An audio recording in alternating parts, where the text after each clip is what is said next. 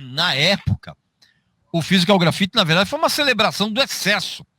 Que o Led Zeppelin podia ter. Mas eu até faço uma pergunta para vocês dois, e eu acho que eu já sei a resposta. Tem discos clássicos que são duplos, que a gente brinca que se fosse simples ia ser uma obra-prima. Concordo. Então, sei lá, todo mundo fala do Álbum Branco, todo mundo fala do Songs in the Key of Life, né? Não, esse não. Esse não. O Sign of the Times. Não, esse não. Não. Times é duplo, né? Não, é duplo. Não. O que eu costumo falar é o White Album, eu concordo. White Album, se fosse o álbum branco, se fosse bem peneirado e fosse lançado como um disco simples, cara, seria algo no nível Sgt. Peppers. Né? Mas, por exemplo... a pergunta que cabe é, o Physical Graffiti não passa por isso, então. Ele, de fato, é um álbum duplo que tinha que ser duplo. Tinha que ser duplo. Tinha que ser duplo, cara. Ao contrário, por exemplo, do The Wall. Concordo. O The Wall, na minha opinião, ele sofre do mesmo mal do álbum branco. Não por acaso os dois têm a capa branca. Porque eu entendo aquela coisa do conceito, blá, blá, blá, da história, blá, blá, blá. Agora, musicalmente, tem algumas faixas ali do The Wall que poderiam ter ficado de fora. Sobrando. Então eu sei que tem muita gente que vai detestar essa minha opinião, mas evidentemente que eu não tô nem aí. Mas assim, o The Wall é um disco que poderia... Um outro exemplo, o primeiro álbum duplo que foi lançado na música pop, que é o Blonde on Blonde, que é um disco incrível. Muita gente pensa que é um disco que é um excesso. Para mim, não, o Blonde on Blonde ele tem que ser duplo mesmo. Perfeito. Você tá entendendo de verdade? Agora, tem outros discos duplos que é bem... Tem outros casos, por exemplo, que são bem encheção de linguiça mesmo.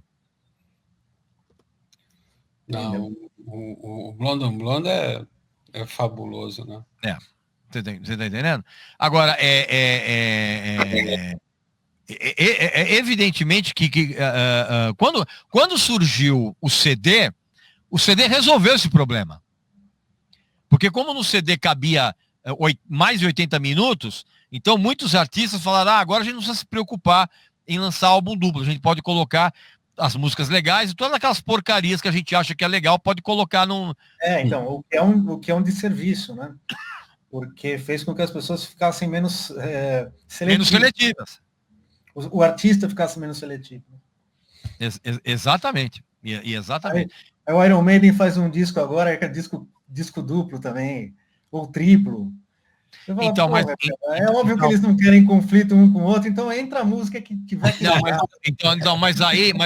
Mas aí tem um pequeno detalhe, meu caro Fábio Cristianini.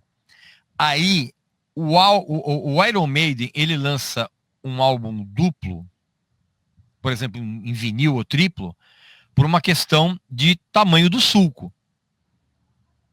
Você tá entendendo? Mas quando eles faziam obras irreparáveis e retocáveis, tipo, na época, o Summer in Time. Summer in Time não tem nenhuma música do Bruce Dickinson porque eles não acharam que nenhuma estava à altura. Hoje em dia ia ter umas 4 músicas do Bruce Dickinson lá e beleza, porque cabe. Tem que encher linguiça, né? Porque agora cabe. Mas, pô, lá quando tinha que pegar as melhores mesmo, se fazia uma seleção mais criteriosa. E aí, não, o Michael Jackson tem vários discos muito bons, mas só 2 realmente estouraram a bolha, né?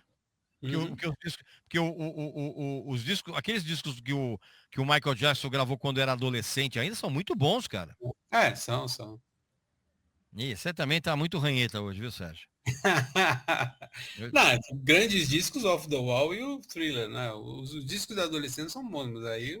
Você sabe um que eu acho bem legal? Lembrei de uma outra coisa.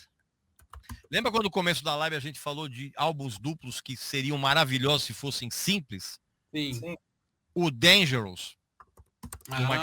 É. Com certeza. Que é o que tem Remember the Time, tem Jam, que é uma faixa maravilhosa. O Dangerous seria um disco. O Dangerous, se fosse um disco simples, ele seria tão clássico quanto. Não, também exagera, mas seria tão bom quanto.